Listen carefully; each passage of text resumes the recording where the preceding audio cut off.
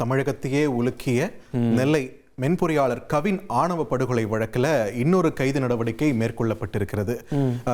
கொலையாளி சுர்ஜித்துடைய தாயார் எஸ்.ஏ. கிருஷ்ணகுமாரிக்கு நீதிமன்ற காவலானது விதிக்கப்பட்டிருக்கிறது. அதுக்காக அவங்க அழைச்சிட்டு போகப்பட்ட அந்த காட்சிகள் தான் இன்னைக்கு இணையத்திலையும் வைரலா போயிட்டு இருந்துச்சு. ஆமா, கூட்டு போறப்ப அழுதாங்க இல்லையா?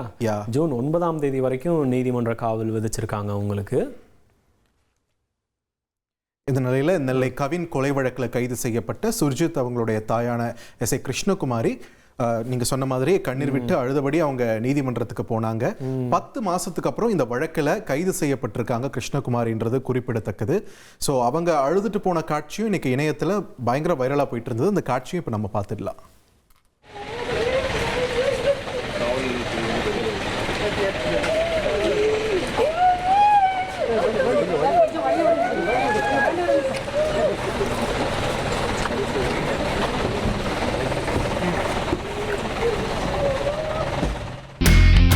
இனி செல்லும் இடமெல்லாம் செய்தி.